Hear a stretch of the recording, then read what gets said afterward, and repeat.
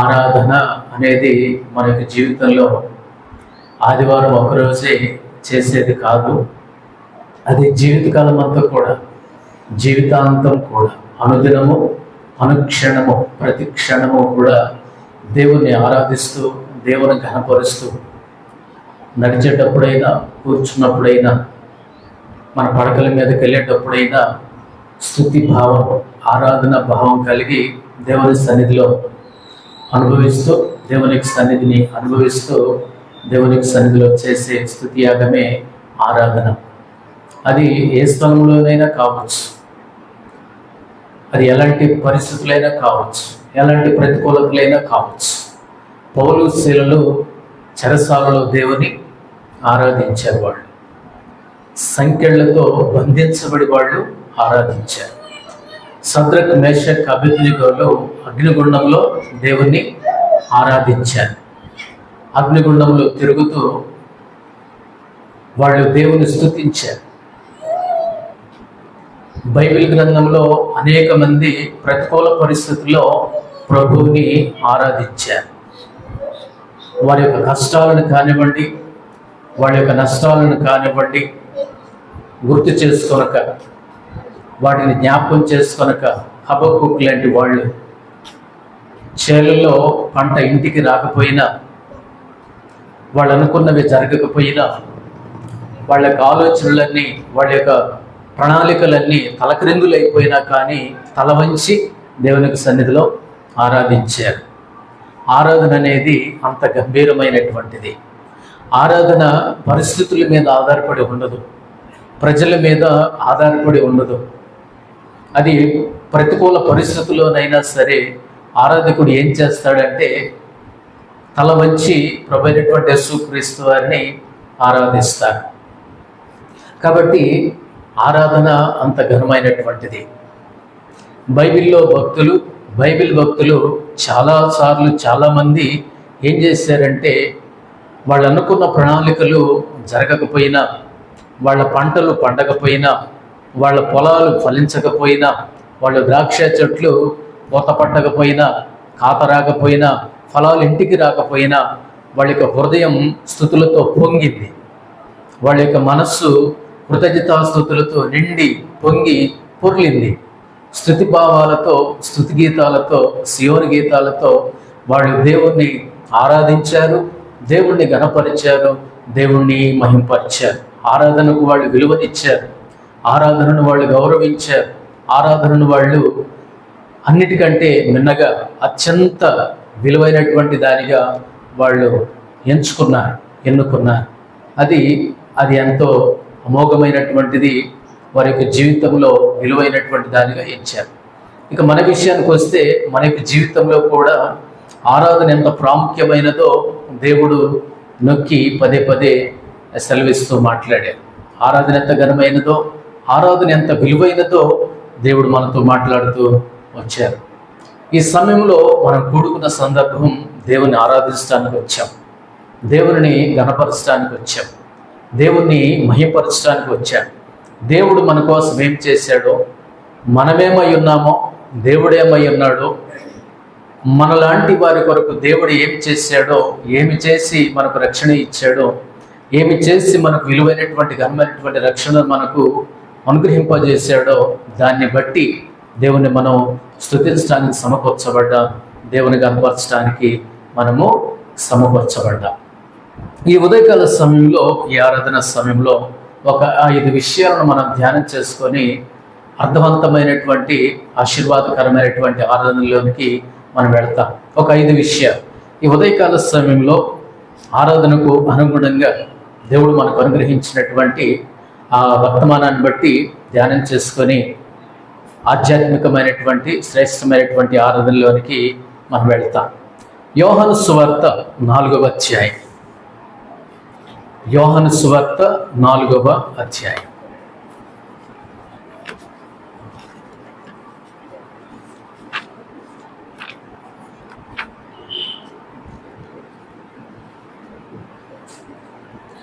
యోహాను సువార్త 4వ అధ్యాయం 24వ వచనాన్ని అందరూ కలిసి చదువుకుందాం. దేవుడు ఆత్మ గనుక ఆయనను ఆరాధించువారు ఆత్మతోనూ సత్యముతోనూ ఆరాధింపవలనెనో.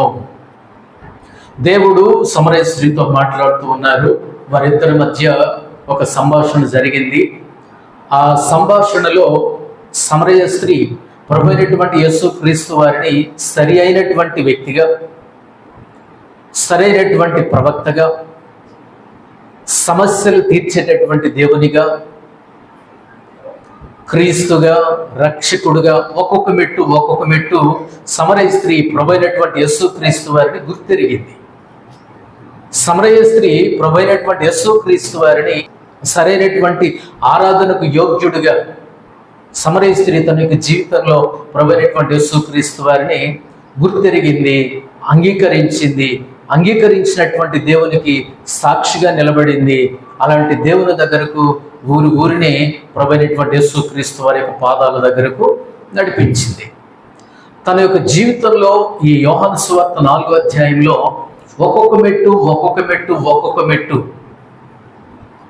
ప్రభు అయినటువంటి యేసుక్రీస్తు వారిని గుర్తెరుగుతూ, ప్రభు అయినటువంటి యేసుక్రీస్తు వారిని గుర్తిస్తూ, ప్రభు అయినటువంటి యేసుక్రీస్తు వారిని గమనిస్తూ ఆవిడ ఏం చేసిందంటే చివరికి ఆయనను దేవుడిగా అంగీకరించింది. అనేక మందిని ఆ దేవుడి దగ్గరకు నడిపించింది. ఆరాధన అనేది ఎలా ఉంటుందో ఒక 5 విషయాలు మనం నేర్చుకుందాం.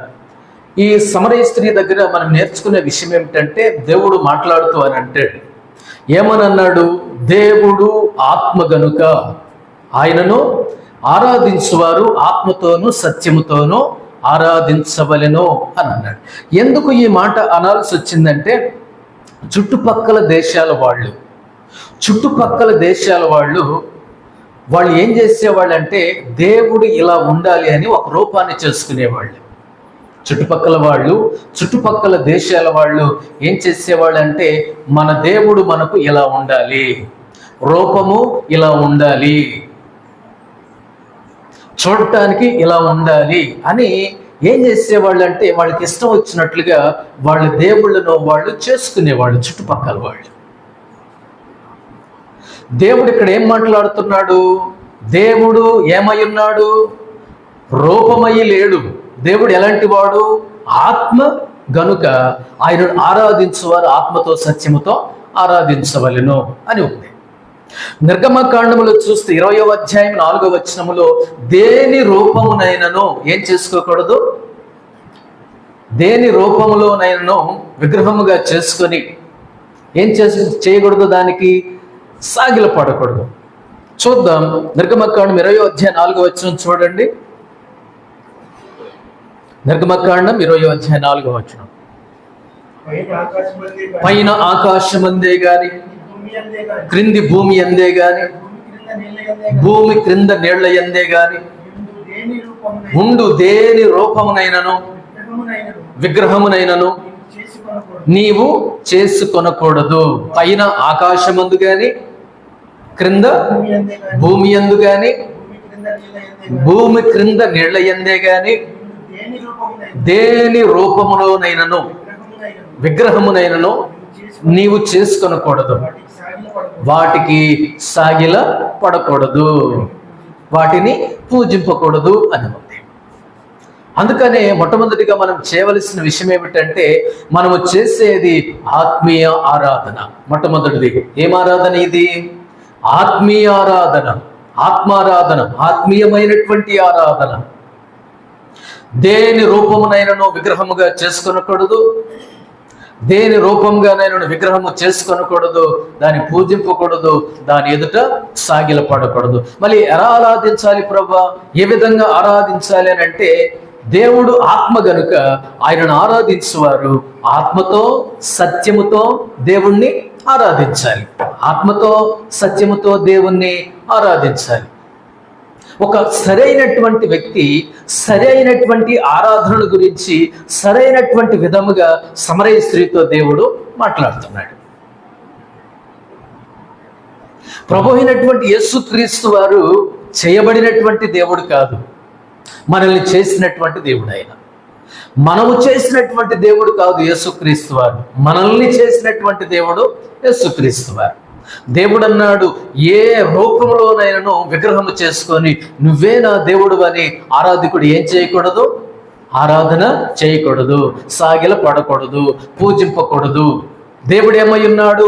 ఆత్మయ్య ఉన్నాడు. దేవుడు ఆత్మ గనుక ఆయనను ఆరాధించువారు ఆత్మతో సత్యముతో ఆరాధన చేయవలను.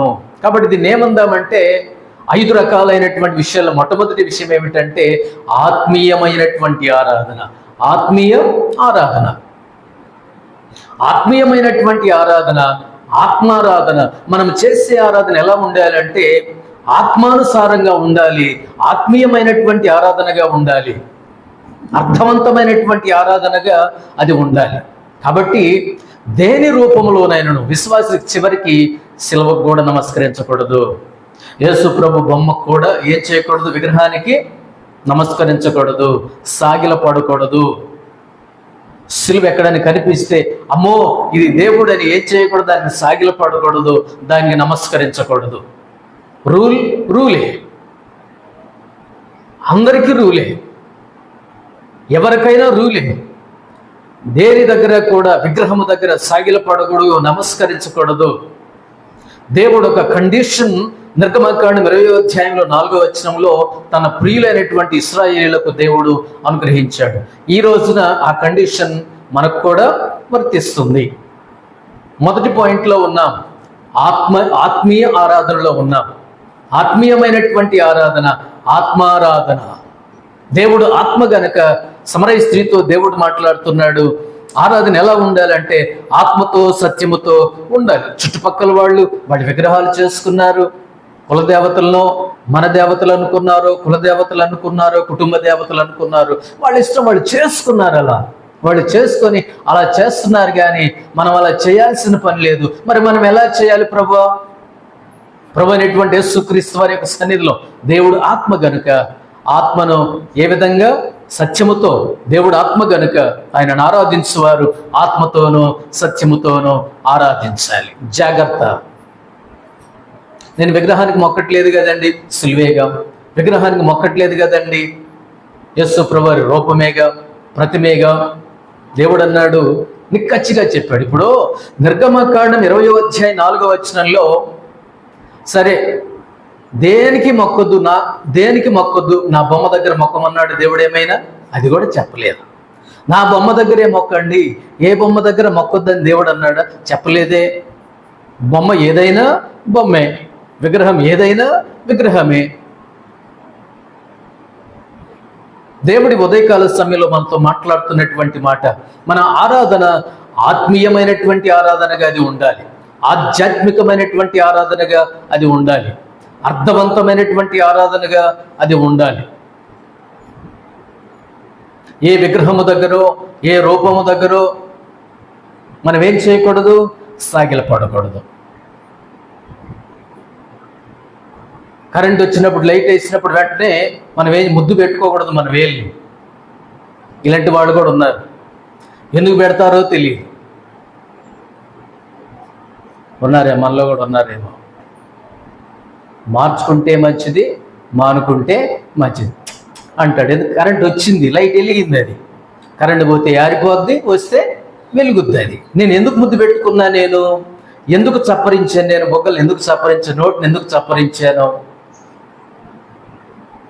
ఏదో ఆచారం, ఏదో అలవాటు, ఏదో నన్ను ఇంక పట్టి వెంటాడుతూనే ఉంది. మనము దేవుని పిల్లలము, ఆత్మ సంబంధమైనటువంటి వారము, ఆత్మీయులము. మనం చేసే ఆరాధన ఆత్మ సంబంధమైనటువంటి ఆరాధన, మనం చేసే ఆరాధన ఆత్మీయమైనటువంటి ఆరాధనగా ఉండాలని దేవుడు కోరుకుంటున్నాడు, దేవుడు ఇష్టపడుతున్నాడు. కాబట్టి ఈ మొదటి మాట యోహాను సువార్త 4:24లో మనం చేసే ఆరాధన ఎలా ఉండాలి? ఆత్మీయమైనటువంటి ఆరాధన, ఆత్మారాధన. దేవుడు ఆత్మ. ఏ రూపము దగ్గర, ఏ వ్యక్తి దగ్గర సద్రక్ మేషక్ అబేద్నెగోలు అన్నారు, ఆ ప్రతిమకు మేము ఏం చేయము? మొక్కము, సాగిల పడము. మేము మా దేవుని దగ్గర తప్ప ఎక్కడ మేము తల వంచము, తల దించము. తల ఒగ్గేదే లేదు. తల పోయినా తల పోయినా తల వంచేదే లేదు. మా తల పోయినా పర్వాలేదు, మా ప్రాణం పోయినా పర్వాలేదు. రాజా, మా దేవుడు మమ్మలను రక్షించడానికి సమర్థుడు. ఒకవేళ రక్షింపకపోయినను దానికి మాత్రమే ఏం చేయమో మొక్కం.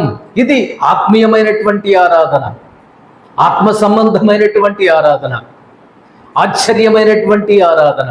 దేవుడు కోరుకునేది ఇదే. దాన్ని పొగరబోత్తనం అనరు, దాన్ని తలతిక్క సమాధానం అనరు. అది అర్థవంతమైనది, ఆత్మీయమైనది, ఆత్మ సంబంధమైనటువంటి ఆరాధనది. తల పోయిన, తలకాయ తీసిన, అగ్నిగుండం 7 అంతలుగా పెంచిన ఆ బొమ్మకు మేము మొక్కము రాజా. ఒకటి మాత్రం గుర్తుపెట్టుకో, వీళ్ళు ఏమైనా చేస్తారనుకుంటున్నారేమో, మనం చెప్పింది వింటారనుకుంటున్నారేమో.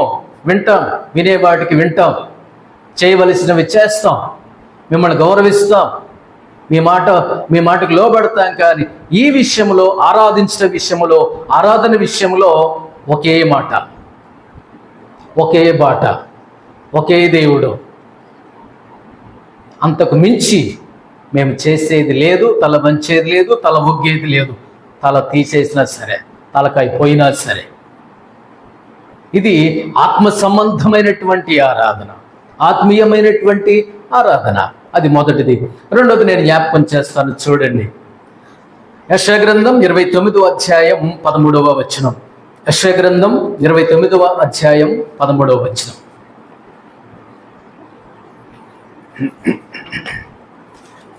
యెషయా గ్రంథం 29వ అధ్యాయం 13వ వచనాన్ని చదవండి ఎవరైనా. ప్రభువు ఇలాగ సెలవిస్తున్నాడు, ఈ ప్రజలు నోటి మాటతో నా యొద్దకు వచ్చుతున్నారు, పెదవులతో నన్ను ఘనపరుచుతున్నారు, గాని తమ హృదయమును నాకు దూరము చేసుకొని ఉన్నారు. వారు నా ఎడల చూపు భయభక్తులు మానవుల విధులను బట్టి వారు నేర్చుకొనినవి.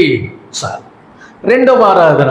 మొట్టమొదటి ఆరాధన ఆత్మీయమైన ఆరాధన, ఆత్మీయ ఆరాధన, ఆత్మ సంబంధమైనటువంటి ఆరాధన. ఏదో ఒక రూపాన్ని ముందు పెట్టుకొని ఆరాధించేది కాదు ఆరాధన. ఏదో ఒక రూపాన్ని ముందు పెట్టుకొని చేసేది కాదు ఆరాధన. ఏదో ఒక దాన్ని నిలబెట్టుకొని, ఎవరినో ఒకళ్ళని నిలబెట్టుకొని ఏదో ఒక రూపాన్ని అనుకుంటూ చేసేది కాదు ఆరాధన. ఆరాధన ఆత్మీయమైనటువంటి ఆరాధన, ఆత్మ సంబంధమైనటువంటి ఆరాధన.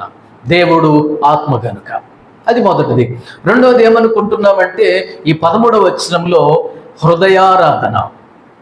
మనం చేయాల్సిన రెండవది ఏంటి? హృదయారాధన. హృదయారాధన. ఇక్కడ కొంతమంది ఉన్నారండి 13వ వచనంలో. భక్తుడు అంటాడు, యెషయా గారు అంటారు, తన యొక్క పుస్తకములు ఈ విధంగా రాస్తున్నాడు, పరిశుద్ధాత్మ ప్రేరేపితుడై, ఈ ప్రజలు నోటి మాటతో నా యొద్దకు వస్తున్నారు, ఓకే. పెదవులతో నన్ను గనపరుస్తున్నారు, ఓకే. కానీ తమ హృదయమును నాకు దూరంగా ఏం చేశారు? వాళ్ళు దూరం చేసుకొని వచ్చారు. వీళ్ళు ఆరాధనకు వచ్చారంట, కానీ హృదయాన్ని తీసుకొని రాలేదంట. వీళ్ళు హృదయాన్ని ఎక్కడో పెట్టి వచ్చారు, హృదయాన్ని దేనికో తగిలించి వచ్చారు, హృదయాన్ని ఎక్కడో ఉంచి వచ్చారు, హృదయాన్ని దేని మీదో పెట్టి వచ్చారు, హృదయాన్ని ఆ ఇంటి మీదో, ఇంట్లో ఉన్నటువంటి బంగారం మీదో, ఇంట్లో ఉన్నటువంటి ధనం మీదో, ఇంట్లో ఉన్నటువంటి వస్తువుల మీదో, ఇంట్లో ఉన్నటువంటి వస్తు వాహనాల మీదనో, ఇంట్లో ఉన్నటువంటి దేని మీదనో తమ యొక్క హృదయాన్ని ఉంచి వీళ్ళు మాత్రమే వచ్చారు. దేవుడు అంటున్నాడు, వాళ్ళు నోటి మాటలతో ఏదో వల్లిస్తున్నారు కానీ, నోటి మాటలతో ఏదో వల్లిస్తున్నారు కానీ, పెదవులతో ఏయో మాటలు మాట్లాడుతున్నారు కానీ, వాళ్ళు వచ్చేటప్పుడు హృదయాన్ని తీసుకురాలేదంట వాళ్ళు. ఇది మరి విచిత్రంగా లేదా? విడ్డూరం అనిపించట్లేదా? హృదయం ఎక్కడో ఉంది, మనిషి ఇక్కడ ఉన్నాడు, హృదయం ఎక్కడో తిరుగుతుంది. అది భూసంచారం చేస్తుంది, లోకంలో తిరుగుతుంది. ఎవరు గెలుస్తారు, ఎవరు ఓడిపోతారు, ఇది ఎంత, అది ఎంత, మెజారిటీ ఎంత, ఇవే మాట్లాడుకుంటూ ఉంటాడు. ఇప్పుడు మనిషి ఉన్నాడు, మనసు ఎక్కడో ఉంది, పెదవులు ఉన్నాయి, మాటలు ఉన్నాయి, కానీ హృదయం దేని మీదో తిరుగుతుంది. అది టికెట్ లేకుండా తిరుగుద్ది కదా. దీనికి బస్సు అవసరం లేదు, ట్రైన్ అవసరం లేదు, విమానం అవసరం లేదు, తిరుగుతూ ఉంటుంది ఈ మనసు. ఈ హృదయం ఎక్కడో ఉంది, దేని మీదో ఉంది. దేవుడు అన్నాడు, వీళ్ళు నోటి మాటలతో వచ్చారు, పెదవులతో నన్ను గనపరుస్తున్నారు. ఒత్తొత్తదే ఉత్తిత్యారాధన. ఏం తేలేదు వీళ్ళు? హృదయము లేని ఆరాధన, హృదయముతో రాని ఆరాధన. హృదయం ఎక్కడో ఉంది, కానీ ఈయన ఎక్కడున్నాడు? హృదయం దూరంగా ఉంది, మనిషి మాత్రం ఎక్కడున్నాడు? మనం అప్పుడప్పుడు అంటాం, అరే అబ్బాయి నీ మనసు ఎక్కడుందిరా? దేని మీద ఉంది? నీ హృదయం దేని మీద ఉంది? నీ మనసు ఎక్కడుంది? మనిషి ఇక్కడే ఉన్నావు, కానీ నీ మనసు ఎక్కడో ఉందిరా. దేని గురించి ఆలోచిస్తున్నావు? దేని మీదో నీ మనసు కేంద్రీకరించావు అని మనం అంటాం కదా. అలాగనే దేవుడు అంటున్నాడు, కొన్నిసార్లు ఆరాధకులు వస్తారు, కానీ హృదయాన్ని తేరంట వాళ్ళు. ఆరాధకుడు కొన్నిసార్లు ఆరాధనకు వస్తాడు, కానీ హృదయాన్ని తేడు. దేవుడు అంటున్న మాట ఇది, హృదయము నాకు దూరం చేసుకుని ఉన్నారు వాళ్ళు. మరి నువ్వు దగ్గరకు వచ్చావు కదా, నువ్వు రాట ముఖ్యం కాదు నాయనా, నీ హృదయాన్ని కూడా తీసుకురావాలా, నీ మనస్సును కూడా తీసుకురావాలా. ఈ రోజున విశ్వాసులు కూడా చాలాసార్లు ఆరాధనకు వస్తారు, కానీ దేవుని స్తుతించడానికి వస్తారు, కానీ మందిరానికి వస్తారు, కానీ వాళ్ళ హృదయం ఎక్కడో తగిలించారు. వాళ్ళ హృదయం దేని మీదో తిరుగుతుంది. దేవుడు అన్నాడు ఈ 13వ వచనంలో, దేవుడు వాళ్ళ పెదవుల మీద ఉన్నాడు, దేవుడు వారి యొక్క నోళ్లలో ఉన్నాడు, కానీ వాళ్ళ హృదయంలో లేడు. చాలామంది భలే మాటలు వల్లిస్తారు, భలే ఆరాధన చేస్తారు, ఎంత టేస్టీగా చేస్తారు, ఎంత మసాలా వేసి ఆరాధన చేస్తారు. దేవుడు అన్నాడు, దేవుడు ఏమంటున్నాడంటే, వారి యొక్క హృదయాల్లో దేవుడు వాళ్ళ పెదవుల మీద ఉన్నాడు, ఆరాధన వారి యొక్క నోటిలో వాళ్ళ పెదవుల మీదే ఉంది, కానీ వాళ్ళ హృదయంలో లేడు. ఇక్కడ ఉన్నటువంటి ప్రజలు ఎలా ఉన్నారంటే, వాళ్ళు నోటి మాటలతో వచ్చారు, హృదయంతో రాలేదు. పెదవులతో గనపరుస్తున్నారు, హృదయమార వాళ్ళు గనపరచట్లేదు. దేవుడు అదే అంటున్నాడు, నీ హృదయం ఎక్కడా? నీ హృదయాన్ని ఎక్కడ పెట్టుకొని వచ్చావు ఆరాధనకు? నీ మనసుని ఎక్కడ పెట్టుకొని వచ్చావు ఆరాధనకు? పెదవులతో కాదు చేసేది ఆరాధన, నోటి మాటలతో కాదు చేసేది ఆరాధన. పూర్ణ హృదయముతో దేవుణ్ణి ఆరాధించాలి, హృదయం అంతటితో దేవుణ్ణి స్తుతించాలి. అబ్బాయి ఆరాధకులారా, మీరు మందిరానికి వచ్చారు, కానీ మీ హృదయం ఎక్కడుంది? మీ హృదయం వేటి మీద ఉంది? మీ హృదయం ఎక్కడెక్కడ తిరుగుతుంది? మీ హృదయాన్ని ఎక్కడికి పంపించారు? మీ హృదయాన్ని దేని మీద పంపించారు? మీ హృదయాన్ని దేని మీద లగ్నం చేసుకున్నారు? ఏది మీ హృదయం? ఏది? హృదయమా ప్రభా, నేను వచ్చానంటే కుదరదు. పూర్ణ హృదయముతో దేవుణ్ణి ఏం చేయాలి? ఆరాధించాలి. అందుకని రెండవదిగా నేర్చుకుంటున్నాం హృదయారాధన. ఏది హృదయం? ఏది? నువ్వు ఆరాధనకు వస్తే నీ మనసు దేని మీద, నీ హృదయాన్ని దేని మీద లగ్నం చేసుకోవాలి? వాక్యం మీద కేంద్రీకరించు, దేవుని యొక్క మాటల మీద కేంద్రీకరించు, వర్తమానం మీద కేంద్రీకరించు, ఆరాధన మీద కేంద్రీకరిస్తావు. హృదయంతో పాటు నువ్వు వస్తే మొత్తం వచ్చినట్లే ఆరాధనకు. హృదయాన్ని తీసుకొచ్చామా? హృదయంతో దేవుని కనపరుస్తున్నామా? హృదయంతో దేవుని మహింపరుస్తున్నామా? ఇంకొక మాట చూపిస్తాను చూడండి. మత్తయి సువార్త 15వ అధ్యాయం 8వ వచనం చదవండి. 15వ అధ్యాయం 8వ వచనం. వేషధారులారా, ఈ ప్రజలు తమ పెదవులతో నన్ను గనపరచుదురు, గాని వారి హృదయము నాకు దూరముగా ఉన్నది. ఆ తర్వాత, మనుషులు కల్పించిన పద్ధతులు దైవోపదేశములని బోధించుచు వారు నన్ను వ్యర్థంగా ఆరాధిస్తున్నారు. వారు నన్ను ఎలా ఆరాధిస్తున్నారు? వ్యర్థంగా ఆరాధిస్తూ ఉన్నారు. వారికి హృదయము లేదు. వాళ్ళు వచ్చేటప్పుడు హృదయము తేలేదు, వాళ్ళ యొక్క ఆరాధనలో హృదయం లేదు, వాళ్ళ ఆరాధన హృదయముతో చేయట్లేదు.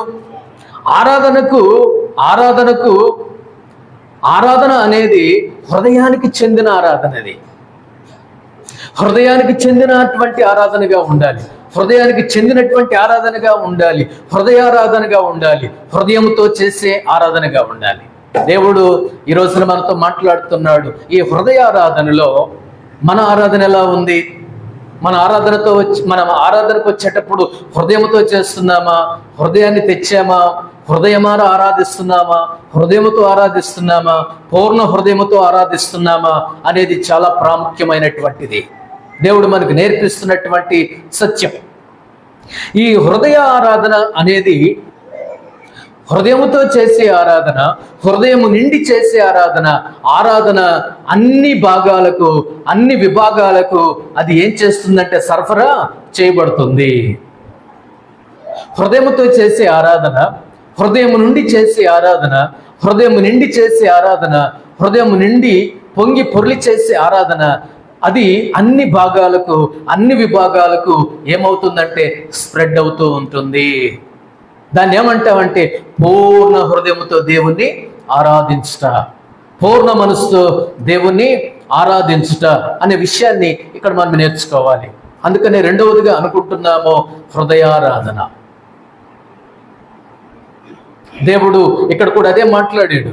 వారి హృదయము నాకు దూరంగా ఉంది. చప్పట్లు కొడుతున్నారు, పాటలు పాడుతున్నారు, ఆరాధన చేస్తున్నారు, పెదవులతో చేస్తున్నారు, నోటి మాటలు పలుకుతున్నారు, హృదయం ఎక్కడుంది ఇప్పటికీ తెలియట్లేదు. ఈ ఆరాధనలో హృదయం లేదు, ఈ ఆరాధనలో, ఈ స్తుతుల్లో హృదయం లేదు, ఈ చప్పట్లలో హృదయం లేదు, ఈ పాటల్లో హృదయం లేదు.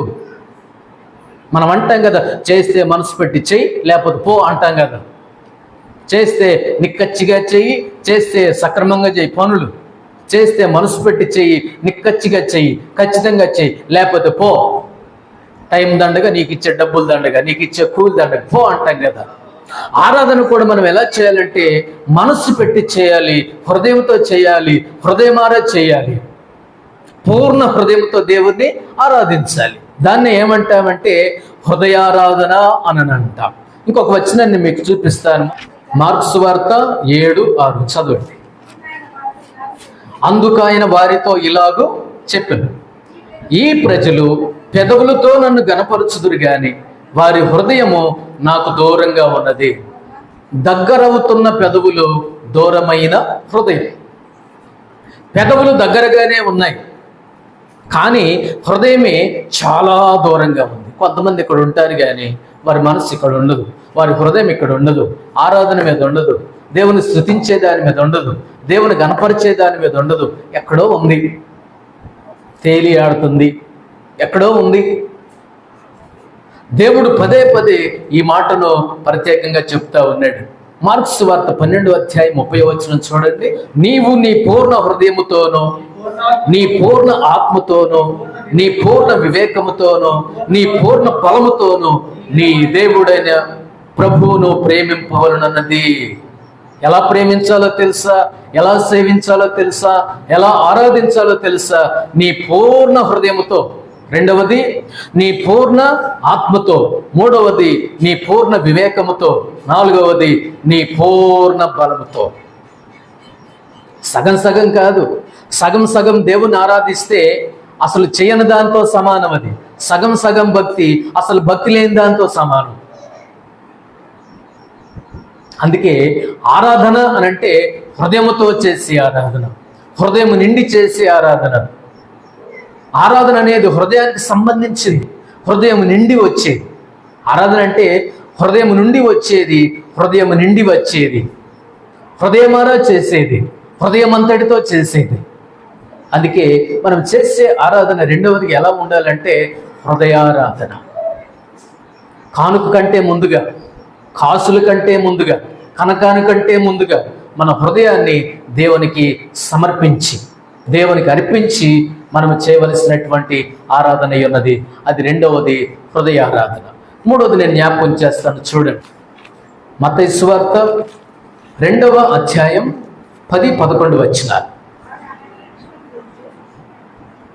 చదవండి. వారు ఆ నక్షత్రమును చూచి అత్యానంద భరితులై ఇంటిలోనికి వచ్చి తల్లి అయిన మరియను ఆ శిశువును చూచి సాగిలపడి ఆయనను పూజించి తమ పిట్టలు విప్పి బంగారమును సాంబ్రాణిని బోళమును కానుకలుగా ఆయనకు సమర్పించిరి.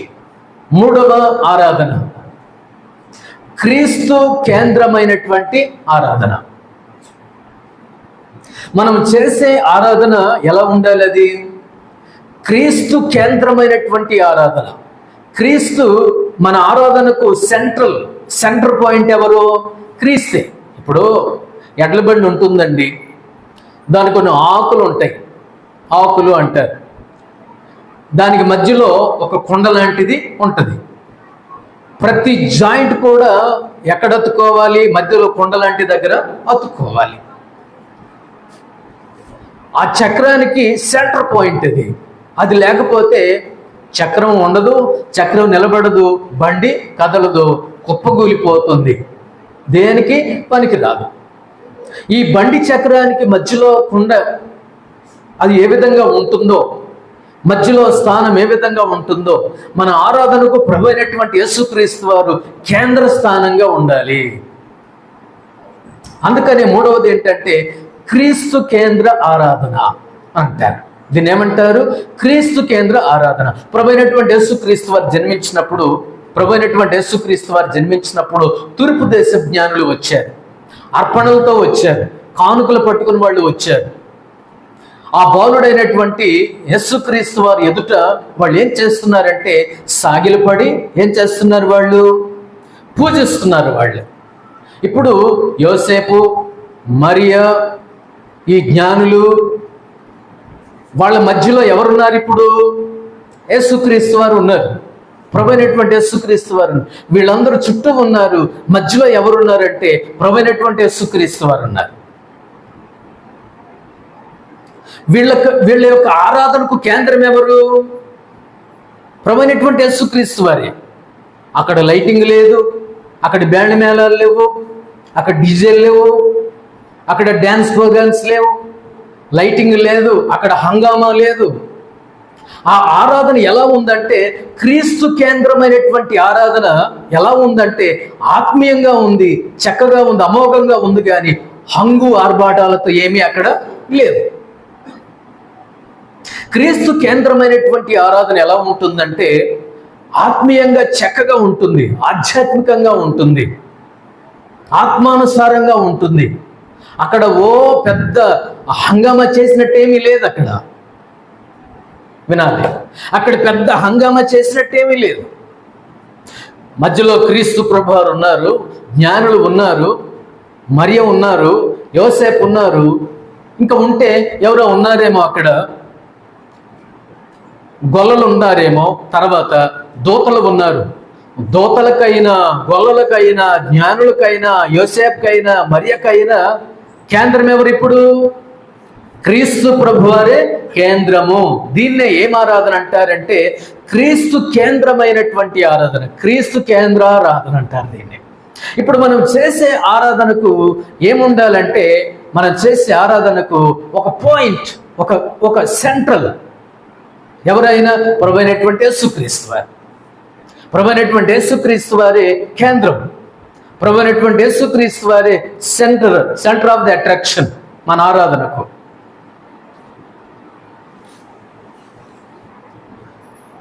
పరలోకములో దూతలకైనా, భూమి మీద జ్ఞానులకైనా, భూమి మీద ఉన్నటువంటి గొల్లలకైనా, భూమి మీద ఉన్నటువంటి ప్రజలకైనా వాళ్ళందరికీ కేంద్ర స్థానం ఎవరంటే ఆరాధనకు ప్రభు అయినటువంటి యేసుక్రీస్తు వారే కేంద్ర బిందువు, కేంద్ర స్థానం. ఆయనే ఆరాధనకు యోగ్యుడు.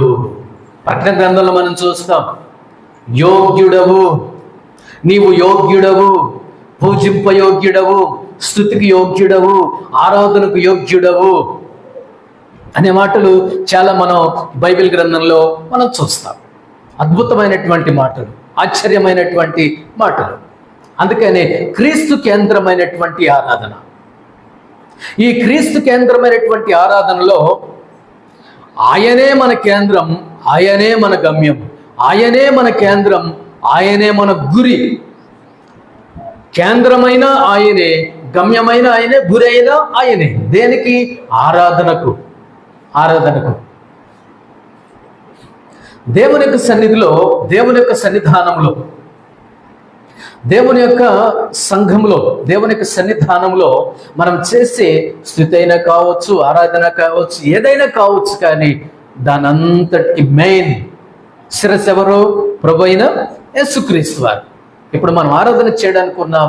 మన ఆరాధనకు యోగ్యుడు, శిరస్సు, ప్రధానుడు, ప్రధానమైనటువంటి వాడు, అర్హుడు, యోగ్యుడు, గొర్రెపిల్ల ప్రభు అయినటువంటి యేసుక్రీస్తు వారు. అది మూడవది. నాలుగో జ్ఞాపకం చేస్తాను. దినవృత్తాంతములు మొదటి గ్రంథం 16వ అధ్యాయం 4వ వచనం. మరియు అతడు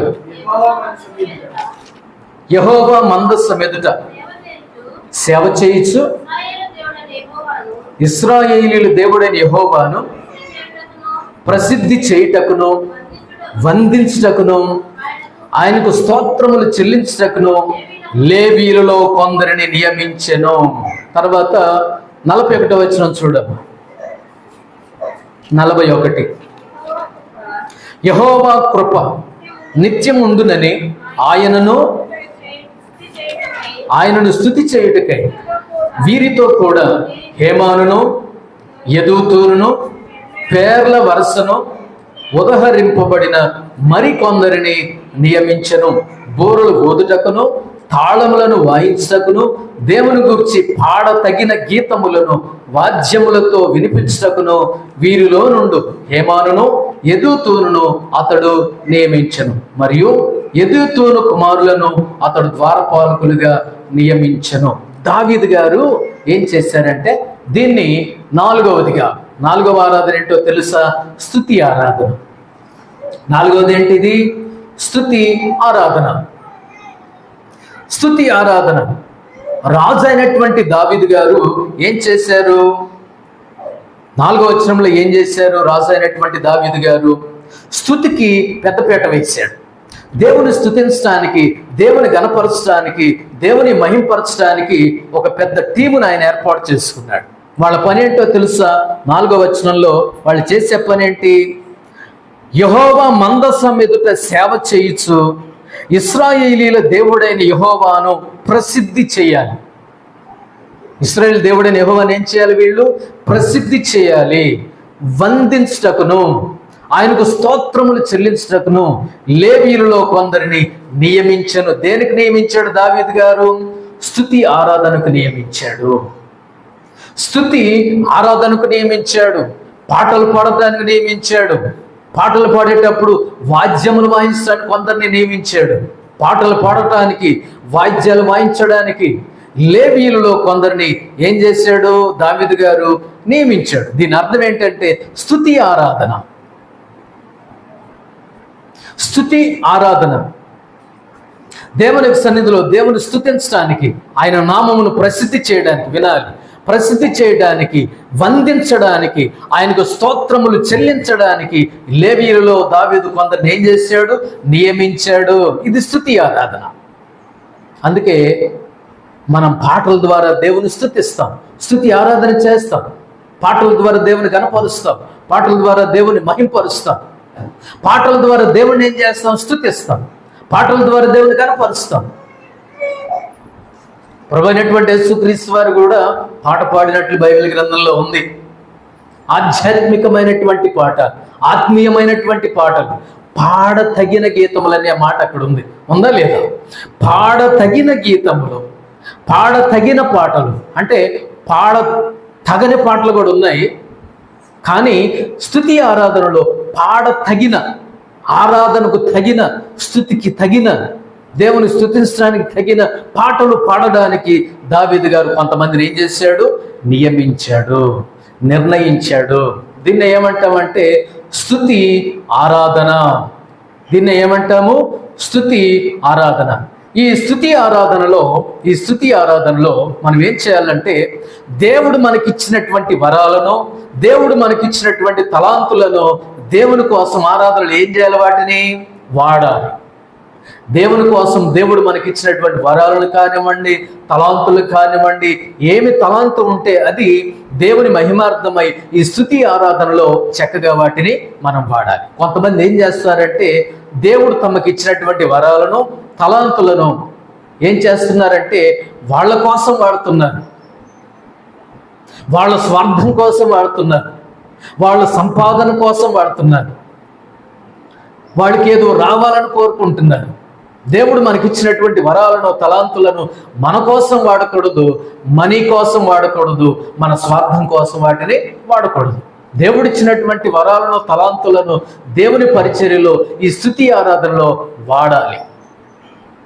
దావీదు గారు అదే లేవీయులను కొంతమందిని ఏర్పాటు చేసి నియమించి ఈ స్తుతి ఆరాధన పరిచర్యకు వాళ్ళకు ఒక భాగాన్ని అప్పగించాడు. ఇప్పుడు సౌలు గారికి దయ్యం పడితే దావీదు ఏం చేశాడు? పాట పాడి ఆ దయ్యాన్ని ఏం చేశాడు? వెళ్ళగొట్టాడు. యెరికో గోడలు ఎలా కూలాయి? స్తుతి ఆరాధన ద్వారా మాత్రమే కూలాయి. పౌలు శీలలు చెరసాల్లో ఉన్నప్పుడు ఏం జరిగింది? ఏం చేస్తే ఏం జరిగింది? వాళ్ళు అర్ధరాత్రి ఏం చేస్తున్నారు? వాళ్ళు పాటల ద్వారా దేవుణ్ణి స్తుతిస్తున్నారు, స్తుతి ఆరాధన చేస్తున్నారు. సౌలుకు దయ్యం పట్టినప్పుడు దావీదు గారు స్తుతి ఆరాధన చేశాడు, దయ్యం పోయింది. యెరికో గోడలు కొలడానికి ముందు ఇశ్రాయేలు ఏం చేస్తున్నారంటే స్తుతి ఆరాధన చేస్తున్నారు. ఆ స్తుతి ఆరాధనకు యెరికో గోడలే కూలిపోయాయి.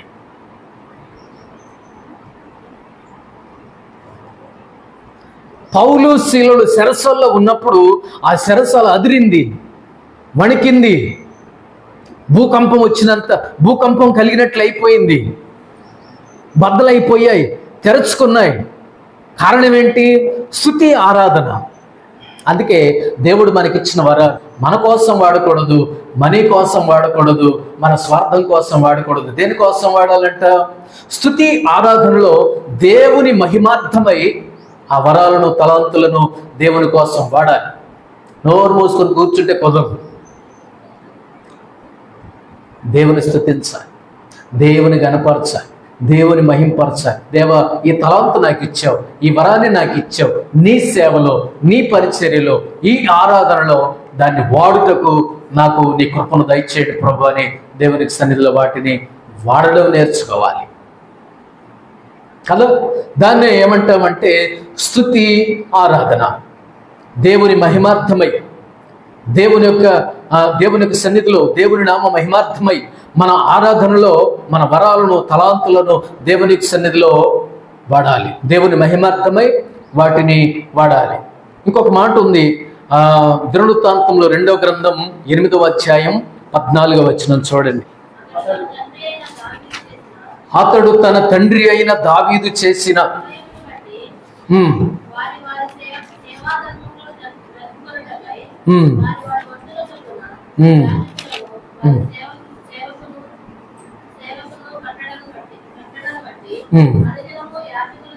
అనుదినమున యాజకుల సముఖమున స్తుతి చేయుటకును, ఉపచారకులుగా ఉండుటకును వంతుల చొప్పున లేవీయులను ద్వారములన్నిటి దగ్గర కావలిండుటకై వారి వారి వంతుల చొప్పున ద్వారపాలకులను నియమించెను.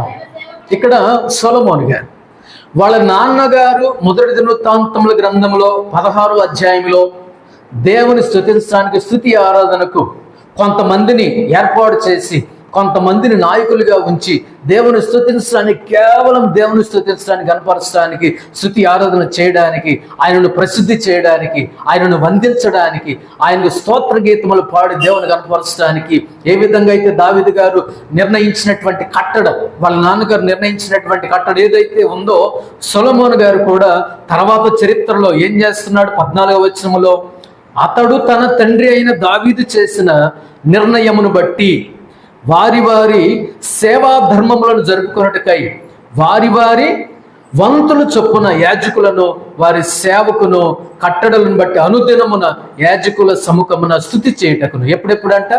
అనుదినము. స్తుతి ఆరాధన అంత ఘనమైనది, అంత గంభీరమైనది. రాగము కంటే భావం ముఖ్యం, అర్థం ముఖ్యం, దేవునికి మహిమ రావడం ముఖ్యం, దేవుడు మహింపరచబడటం ముఖ్యం కదా. ఇక్కడ మనం నేర్చుకునే విషయం ఏమిటంటే ఈ స్తుతి ఆరాధనలో దేవుని నామ మహింపరచబడాలి. ఈ స్తుతి దావీదు గారు హేమానును, యెదుతూనును, తర్వాత అనేక మంది గాయకులను ఏర్పాటు చేసి వాయిద్యములను వాయించడానికి, అవి ప్లే చేయడానికి గొప్ప పరిచర్యలో ముందుంచారు. ఈ స్తుతి ఆరాధన వల్ల చాలా చాలా గొప్ప కార్యాలు జరిగాయి. స్థుతిలో ఉన్నటువంటి శక్తి చాలా గొప్ప కార్యాలే చేసింది. అది 4వ పాయింట్, స్థుతి ఆరాధన. 5వది నేను జ్ఞాపకం చేస్తాను. 122వ కీర్తన 1వ వచనం, యెహోవా మందిరమునకు వెళ్ళుదమని జనులు నాతో అనినప్పుడు నేను సంతోషించితిని. 122వ కీర్తన ఈ 1వ వచనం గంభీరమైనటువంటి మాట. దావీదు గారు చెప్పినటువంటి మాట. ఏమంటున్నాడు ఆయన? యెహోవా మందిరమునకు వెళ్ళుదమని జనులు నాతో అనినప్పుడు నేను సంతోషించాను. నేను సంతోషించాను.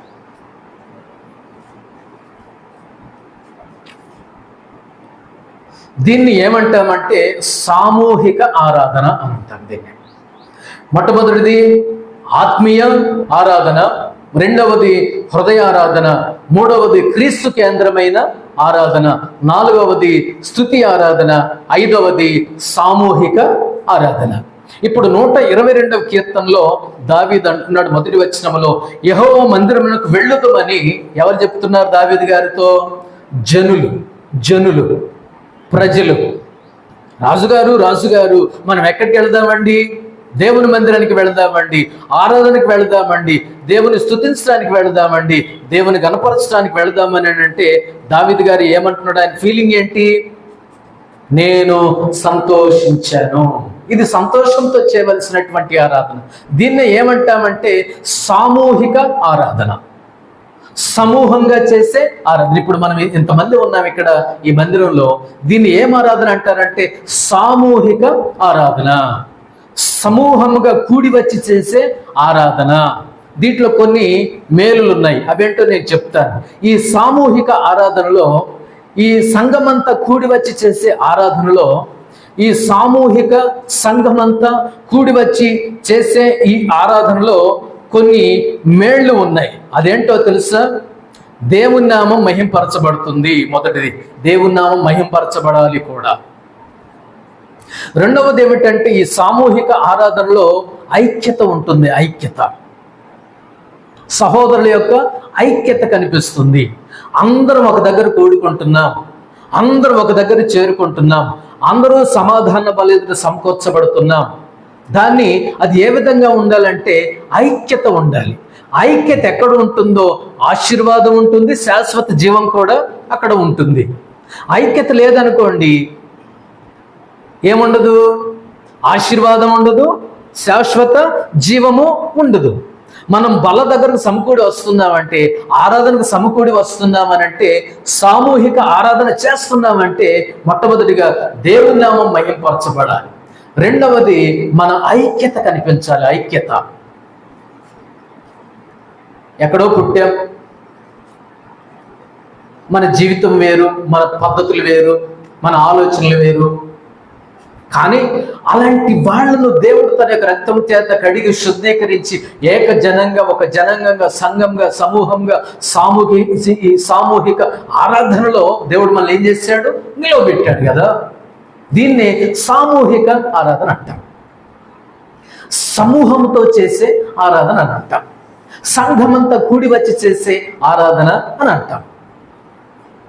ఇక్కడ దేవునామం మహింపరచబడాలి. రెండవదిగా ఐక్యత కనిపించాలి. మూడవదిగా క్షేమాభివృద్ధి కలుగుతుంది. ఇక్కడ క్షేమాభివృద్ధి కనపడాలి. ఒకరినొకరు ఏం చేసుకుంటారు?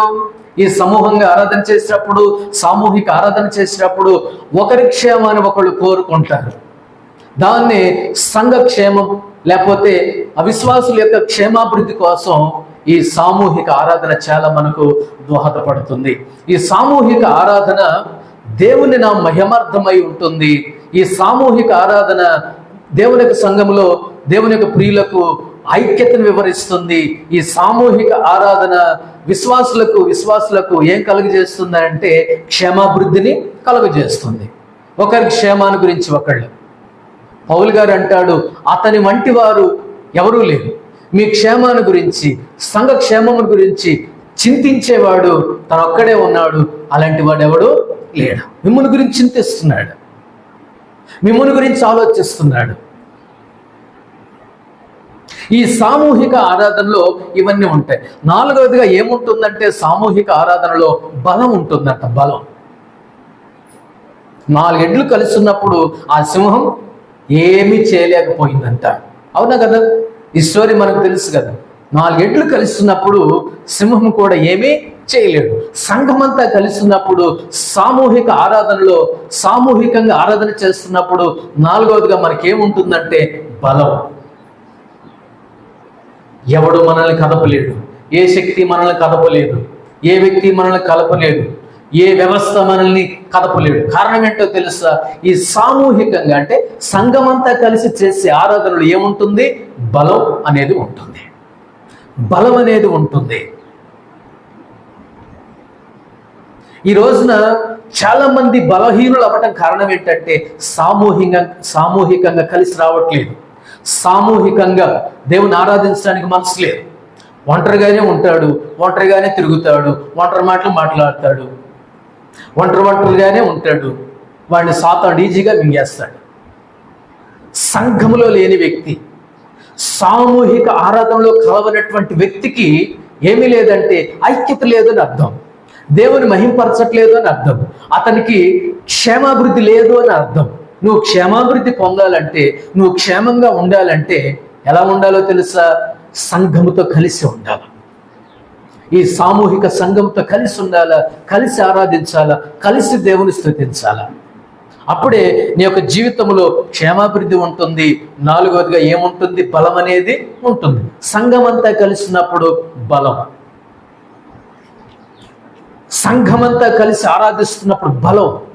మేడగదిలో ఎంతమంది ప్రార్థన చేస్తున్నారు? వాళ్ళు అపోస్తల కార్యంలో 120 మంది ఉన్నారండి. ఎలాంటి మనసుతో ప్రార్థన చేశారు? వాళ్ళు ఏక మనసుతో ప్రార్థించినప్పుడు వారి మీదకి పరిశుద్ధాత్మ శక్తి వాళ్ళ మీద కుమ్మరించబడ్డాడు. వాళ్ళు బలం పొందుకున్నారు. ఆయనను పరిశుద్ధాత్మ మీ మీదకి వచ్చినప్పుడు మీరు, అపోస్తల కార్యం 1:8, ఆయనను పరిశుద్ధాత్మ మీ మీదకి వచ్చినప్పుడు మీరు ఏం పొందుతారు? బలం పొందుతారు, శక్తి పొందుకుంటారు. ఎప్పుడు? ఏక మనసుతో ఉన్నప్పుడు. ఈ సామూహిక ఆరాధనలో, సామూహిక ప్రార్థనలో, సామూహిక ఐక్యతలో, సామూహిక ఈ కలయికలో మనకి ఎన్నున్నాయి? దేవుడు మహింపరచబడతాడు. రెండవది ఐక్యత కనిపిస్తుంది. మూడవదిగా క్షేమాభివృద్ధి ఉంటుంది. నాలుగవదిగా బలం అనేది ఉంటుంది. ఇవన్నీ సామూహిక ఆరాధనలో ఉంటాయి. ఎవరైతే సంఘముతో కలవట్లేదో, ఈ సామూహిక ఆరాధనలో కలవట్లేదో ఒంటరిగానే ఉంటాడు, ఒంటిగానే ఉంటాడు. చివరికి సాతాను బిడ్డగా అయిపోతాడు. సాతానుడు దోచుకుంటాడు, సాతానుడు లాక్కెళ్తాడు. జాగ్రత్త. ఈ సామూహిక ఆరాధన అత్యద్భుతమైనటువంటి విషయం. 4 చెప్పారు. 5వది సామూహిక ఆరాధనలు ఏముంటుందంటే అవిశ్వాసులకు, అన్యజనులకు ఒక సాక్షార్థంగా ఉంటుందంట ఈ సామూహిక ఆరాధన. సామూహికంగా ఆరాధన చేస్తూ ఉన్నప్పుడు, సంఘమంతా కూడి ఆరాధన చేస్తూ ఉన్నప్పుడు, దేవుని మహింపరుస్తూ ఉన్నప్పుడు అవిశ్వాసులకు దేవుని యొక్క గొప్పతనాన్ని గురించి చాటి చెప్పినట్లుగా, సాక్ష్యం ఇచ్చినట్లుగా ఉంటుందంట. ఎన్ని గొప్ప మేళ్ళు ఉన్నాయి. అందుకనే దావీదు గారు ఏం చేశాడు? సంతోషించాడంట. దేనికి సంతోషించాడు? యెహోవా మందిరమునకు వెళ్ళుదుమని జనులు నాతో అనినప్పుడు నేను ఏం చేశాను? సంతోషించాను. మన యొక్క జీవితంలో మనం నేర్చుకోవలసినటువంటి విషయాలు. ఈ సామూహికమైనటువంటి ఆరాధన, సంఘమంతా కూడి వచ్చి చేసే ఆరాధనలో దేవుడి నామం మహింపరచబడుతుంది. అందుకే ఆరాధన ముఖ్యం. అందుకనే ఈ కలయిక ముఖ్యం. ఆత్మీయుల యొక్క సహవాస సమ్మేళన అవసరం. ఈ సామూహికమైనటువంటి ఆరాధన స్థలంలో ఏం చేయబడతాయో తెలుసా అండి? ఒకళ్ళ భారాన్ని ఒకళ్ళు దించుకుంటాం, షేర్ చేసుకుంటాం, పంచుకుంటాం. దేవుడు నాళ్ళు లెక్క మనం ప్రార్థన చేస్తాను, నీ గురించి నేను ప్రార్థన చేస్తాను, ఇదిగో నా గురించి నువ్వు ప్రార్థన చేయి, ఇదిగో ఆ తమ్ముడి గురించి ప్రార్థన చేద్దాం, ఇదిగో ఈ చెల్లి గురించి ప్రార్థన చేస్తా, దేవుడున్నాడులే, వాగ్దానం ఉందిలే, దేవుడు చూసుకుంటాడులే, నువ్వు బాధపడొద్దక్క అన్న, నువ్వు బాధపడొద్దన్న, నువ్వే బాధపడితే ఎట్లా, కొద్ది కన్నీళ్ళు తెలుసుకో, ఇదిగో వాక్యం ఇలా మాట్లాడుతుంది, దేవుడు ఇలా మాట్లాడుతున్నాడు, ఇదిగో నీకేం వాగ్దానం దేవుడు ఏమి ఇచ్చాడు, ఈరోజు వాక్యంతో దేవుడు ఏం మాట్లాడు. ఇవన్నీ ఎక్కడ ఉంటాయి? సామూహిక ఆరాధనకు కూడి వచ్చినటువంటి సంఘం కొంతమందికి ఎలా ఉంది తెలుసా? ఆమేన్ అంటే వెనక వరసోడానికే వెళ్ళిపోతాడు. అక్కడ దాకా వచ్చినవాడు ఇక్కడ దాకా రావాలంట. ఎక్కడ దాకా వచ్చినాడు? అక్కడ దాకా వచ్చిన వాడు ఇదిగో ఇక్కడ దాకా రావాలంట, ముందు దాకా. కనీసం పాస్టర్ గారు కొందనాలు చెప్పుకుని వెళ్ళిపోయే బ్యాచ్ కూడా ఉన్నారు. కనీస ధర్మం ఏంటి? ప్రైజ్లాడు అన్న, ప్రైజ్లాడు పాస్టర్ గారు, ఈ ఒక్క మాటేగా.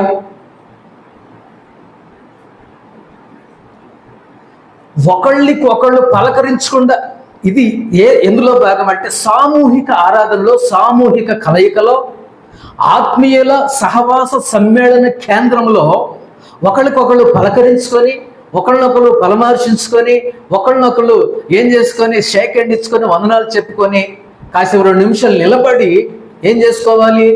ఒకళ్ళ దుఃఖాన్ని ఒకళ్ళు, ఒకళ్ళ బాధను ఒకళ్ళు, ఒకళ్ళ సమస్యను ఒకళ్ళు. ఇక్కడ మాట్లాడకపోతే ఇంకెక్కడ మాట్లాడతారు? అక్కడ దాకా వచ్చిన వాడు ఇక్కడ దాకా రావాలి. కనీసం వందనాలు చెప్పుకొని వెళ్ళిపోయే వాళ్ళు కూడా ఉన్నారు, కనీసం పలకరించకుండా వెళ్ళిపోయే వాళ్ళు కూడా ఉన్నారు, కనీసం పరామర్శించకుండా వెళ్ళిపోయే వాళ్ళు కూడా ఉన్నారు. మరి సంఘం అంటే ఏంటి? ఆత్మీయుల సహవాస సమ్మేళన కేంద్రంలో ఇంకెక్కడ నేర్చుకుంటాడు? సంఘమే నేర్చుకుంటాడు, సంఘమే నేర్చుకుంటుంది. ఇంకెక్కడ బాధలు పంచుకుంటా? ఏదైనా డబ్బులు పంచుకోవడం చెప్పట్లేదు కదా, డబ్బులు పంచుకుందామని లేదు కదా. ఏం పంచుకో? మాటలు పంచుకో, కష్టాన్ని పంచుకో, దుఃఖాన్ని పంచుకో, బాధను పంచుకో, నీ శ్రమను పంచుకో, నీ ప్రార్థన అవసరతను పంచుకో, నీ దుఃఖాన్ని ఆత్మీయతతో చెప్పుకో. సేవకుడికి ఒక మాట చెప్పు, నీ గురించి ప్రార్థన చేస్తారు, సంఘం అంతా ప్రార్థన చేస్తారు. కారణం ఏంటి? ఇది ఏమనుకుంటున్నాం మనం? సామూహిక ఆరాధన. సంఘమంతా కూడి వచ్చి ఈ కలయికలో చేసేటటువంటి ఆరాధనలో ఇవన్నీ ఉంటాయి. సేవకుడికి వందనాలు చెప్పడం, ప్రైజ్లాడు చెప్పటం ధర్మం. ఒక విశ్వాసికి వందనాలు చెప్పుకోవటం ధర్మం, షేక్ హ్యాండ్ ఇచ్చుకోవటం ధర్మం, పలకరించుకోవటం ధర్మం, అక్క బాగున్నావా, చెల్లి బాగున్నావా మాట్లాడుకోవటం ధర్మం. నీది నువ్వే, నాది నేనే. నీది నువ్వే, నాది నాదే. లేదు ఇక్కడ, అట్లాంటిది ఏమీ లేదు. క్రీస్తులో ఏక శరీరం. కొన్నిసార్లు అనిపిస్తుంది, విన్న వాక్యం అంతా ఎడిపోతుందని చెప్పి నువ్వు ఎట్లా చేస్తున్నావేంటి? ఇప్పుడేగా వినొచ్చింది, కనీసం నా మీద నీకు ప్రేమ లేదేంటి? కనీసం నా మీద నన్ను సహోదరిగా, చెల్లిగా, నక్కగానో చూడట్లేదేంటి? కనీసం విశ్వాసి కలుసుకున్నప్పుడు ప్రైజ్లాడనో వందనాలనో ఉంటుంది. సేవకుడు కలుసుకున్నప్పుడు ప్రైజ్లాడన్నా, లేకపోతే ప్రైజ్లాడు తమ్ముడా, పాస్టర్ గారు అనేది ఉంటుంది. దేవుని మందిరానికి వచ్చి ఆమేనంటే అక్కడి నుంచి అలా వెళ్ళిపోతున్నాడంటే ప్రేమేది, పలకరింపులేవి, పరామర్శలేవి? ఇదంతా దేనిలో భాగం అంటే, దేనిలో భాగం అనుకుంటారు? సామూహిక ఆరాధన. సంఘమంతా కూడి వచ్చి చేసే ఆరాధనలో ఒకరి బరువును ఒకరు, ఒకరి సమస్యను ఒకరు నమ్మకంగా, మూడో వాడికి చెప్పకుండా నమ్మకంగా దేవునికి సన్నిధిలో, బయట ఎక్కడ చెప్పకుండా, మన పొలం పనుల్లో చెప్పకుండా, మన తోటల దగ్గర చెప్పుకోకుండా, మన మాటలు వెళ్ళిపోతూ ఉంటాయి. బయట ఎక్కడ మాట్లాడుకోండి. ఎందుకు అవసరం అంటే, అక్క కాబట్టి, చెల్లి కాబట్టి తన సమస్య నాకు చెప్పింది, దాన్ని నేను దేవుని సన్నిధిలో ఏం చేసుకోవాలి, లేకపోతే నా రహస్య ప్రార్థనలో, వ్యక్తిగత ప్రార్థనలో ప్రార్థన చేస్తాను. అంతేగాని చేను దగ్గర చెప్పుకోమనిగా దీని సంగతి, అంతేగాని పొలంలో చెప్పుకోమనిగా దీని సంగతి. నీకు నమ్మి నీకు చెప్పితే, అక్కో చెల్లో నువ్వు ప్రార్థన చేస్తావని చెప్పితే చేను దగ్గర మాట్లాడతావా, బయట వాళ్ళ దగ్గర మాట్లాడతావా? న్యాయమేనా ఇది? న్యాయం కాదు, ఇది అన్యాయం, దుర్మార్గం. మన ఇంట్లో సంగతి అయితే చెప్తామా? ఇప్పుడు మన ఇంట్లో సంగతి అయితే చేలో చెప్తానా? నా ఇంట్లోనే జరిగింది, నా బిడ్డే చేశాడు, నా ఇంట్లోనే నా అన్న నా తమ్ముడు చేశాడు, నా చెల్లి చేసింది. ధైర్యంగా పెద్ద నోరేసుకొని చెప్తారా? నేను చెప్పను. ఎందుకోసమని అమ్మో నా కుటుంబం. సంఘం కూడా అంతకంటే ఎక్కువ, సంఘం కూడా అంతకంటే ఎక్కువ, నా కుటుంబానికంటే ఎక్కువ. ఏం కుటుంబం? క్రీస్తు కుటుంబం. ఇది క్రీస్తు కుటుంబం. నా సంఘంలో సభ్యుడి గురించి ఎక్కడైనా మాట్లాడుతున్నాను, సంఘంలోనో పొలంలోనో ఎక్కడ తోటలోనో మాట్లాడుతున్నా అంటే నా పరువు నేనే తీసుకుంటున్నా. నా అంటాం కదా, నా ఇజ్జత్ నేనే తీసుకుంటున్నా, నా పరువు నేనే తీసేసుకుంటున్నా. ఎప్పుడు దీని అవసరంలా. ఇది సామూహిక ఆరాధన. సంఘమంతా కూడి వచ్చి చేసే ఆరాధనలో ఒక భాగం. మనం నేర్చుకోవలసినటువంటి విషయం. ఆత్మీయులు కలుసుకుంటారు, ఆనందాలు ఉంటాయి, పలకరింపులు ఉంటాయి, పరామర్శలు ఉంటాయి, షేక్ హ్యాండ్ ఉంటుంది. ప్రతి ఒక్క విశ్వాసి సేవకుడిని కలిసి రైతులాడు చెప్పి, ప్రార్థనాసులు చెప్పి, ఒక మాట మాట్లాడి, ఒక నిమిషం నిలబడి సంఘములో ఆ మాట ఈ మాట కొద్దిగా ఆత్మీయంగా మాట్లాడుకొని సెలవు తీసుకుంటే మంచిది. అవునా కదా? ఇది ఆత్మీయత అని అంటాం.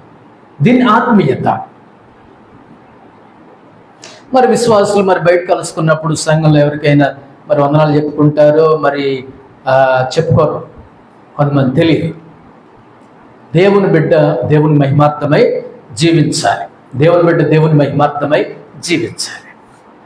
సామూహిక కలయిక, సామూహిక ఆరాధన. దావీదు అంటారు, యెహోవా మందిరమునకు వెళ్ళుదామని జనులు నాతో అనినప్పుడు నేను సంతోషించాను. 2వ వచనం చూపెడతాను. 95వ కీర్తన 7వ వచనం. 95వ కీర్తన 7వ వచనం. రండి నమస్కారము చేసి సాగిలపడుదము, మనలను సృజించిన యెహోవా సన్నిధిని మోకరించుదాము. రండి అంటే జనులు, సమూహం. ఒకడే కాదు ఇక్కడ.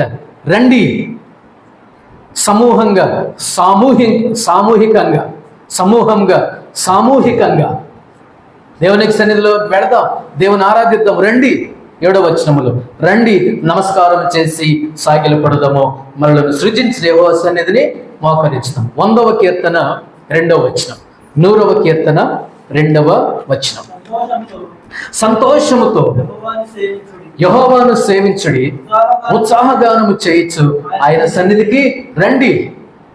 రండి సంతోషపడదాం దేవుని సన్నిధిలో, రండి ఆనందపడదాం దేవుని సన్నిధిలో, రండి సంతోషిద్దాం దేవుని యొక్క సన్నిధిలో. మనం అందరం కలుసుకోక ఎంతకాలం అయింది. రండి దేవుని సన్నిధిలో ప్రేమ విందులో పాల్గొందాం. ప్రేమ విందులోనే కాదు, మన కష్టాల్లో పాల్గొందాం, మన నష్టాల్లో పాలు పొందుదాం. రండి దేవుని యొక్క సన్నిధిలో సంతోషిద్దాం, ఆర్భాటం చేద్దాం, స్తుతి చేద్దాం, స్తుతి యాగం చేద్దాం, దేవుని కలిసి స్తుతిద్దాం. రండి. సంఘమంతా కలిసి కూడి వచ్చి చేసే ఆరాధనే సామూహిక ఆరాధన. సంఘమంతా కూడి వచ్చి చేసే ఆరాధనే సామూహిక ఆరాధన. ఇక్కడ నేర్చుకోవడానికి చాలా విషయాలు ఉన్నాయి. దేవుడు మనతో చాలా విషయాలే మాట్లాడాడు. కాబట్టి మనకి జీవితంలో ఈ 5 విషయాలు మనం జ్ఞాపకం ఉంచుకోవాలి. ఈ 5 విషయాలు జ్ఞాపకం ఉంచుకోవాలి. మొట్టమొదటి ఏమనుకున్నాం? ఆత్మీయ ఆరాధన. ఒక రూపాన్ని ముందు పెట్టుకొని, ఒక విగ్రహాన్ని ముందు పెట్టుకొని, ఒక రూపాన్ని అనుకొని, నాకు నచ్చిన దాన్ని ముందు పెట్టుకొని చేసేది కాదు ఇది.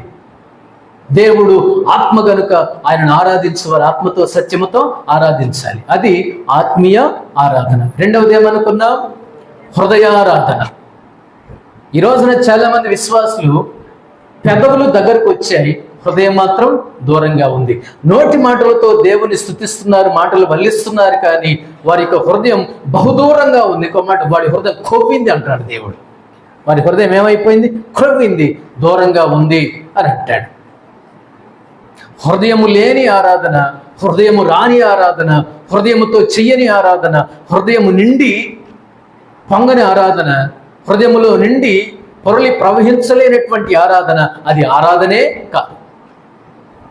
అందుకే ఆరాధన హృదయానికి చెందింది. హృదయం లేకుండా ఆరాధన చేస్తావా, మనసు లేకుండా ఆరాధన చేస్తావా, అది నిరుపయోగం.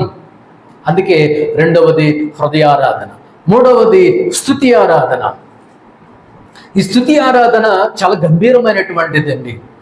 దావీదు గారు లేవీలను ఏర్పాటు చేసి ఆయన నామాన్ని ప్రసిద్ధి చేయడానికి, ఆయనను బంధించడానికి అనుదినము అనుక్షణము దేవుని గణపరిచి, స్తుతించి, మహింపరిచి, ఆరాధించి, సేవించడానికి చాలా గొప్ప సైన్యాన్ని, హేమాను, యదుతూను లాంటి మహామహులను నాయకులుగా ఏర్పాటు చేసి, గాయకులుగా వాళ్ళని నియమించి దేవుని స్తుతించడానికి, స్తుతి ఆరాధనలో వాళ్ళు ముందుకు నడిపించాడు. అక్కడ మనం ఏం నేర్చుకున్నాం? మన వరాలు, మన తలాంతులు మన కోసం కానీ, మనీ కోసం కానీ, మన స్వార్థాని కోసం కానీ వాడకూడదు. దేవుని ఆరాధనలో, దేవుని మహిమార్థమై వాటిని మనం వాడవలసినటువంటి వాళ్ళమై ఉన్నాం. దేవుడు వాటిని మన కోసం, సంఘ క్షేమాభివృద్ధి కోసం ఇచ్చాడు, దేవుని గణపరచడానికి ఇచ్చాడు, దేవుని మహింపరచడానికి కోసం అనేది ఇచ్చాడు. నాలుగవదిగా ఏం చూసాం? క్రీస్తు కేంద్రమైన ఆరాధన.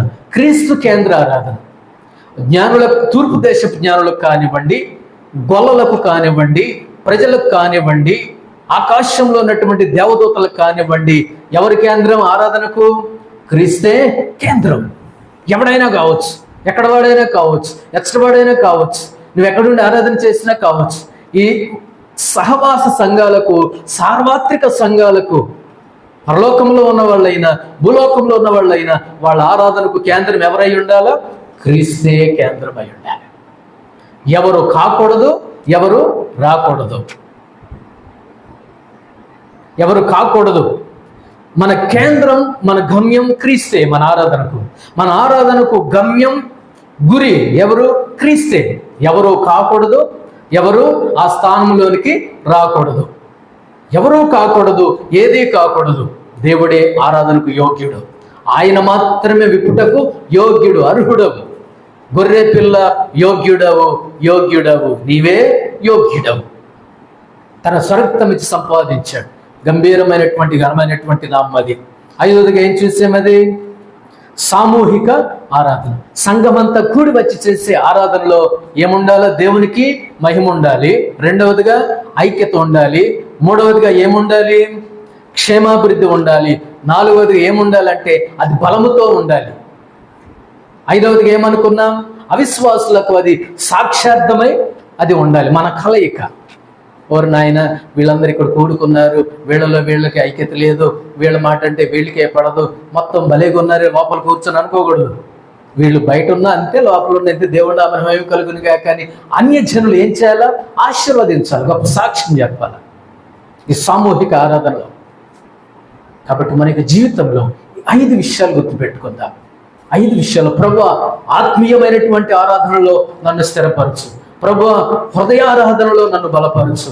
ప్రభువా, స్తుతి ఆరాధనలో నన్ను స్థిరపరచు.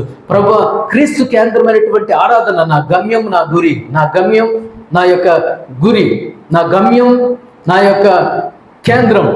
ప్రభువా, నీవే ఉండాలి నా ఆరాధనకు. ప్రభువా, నీవే నా యొక్క జీవితంలో ప్రధానుడివై, ప్రథమమై నీవు ఉండాలి.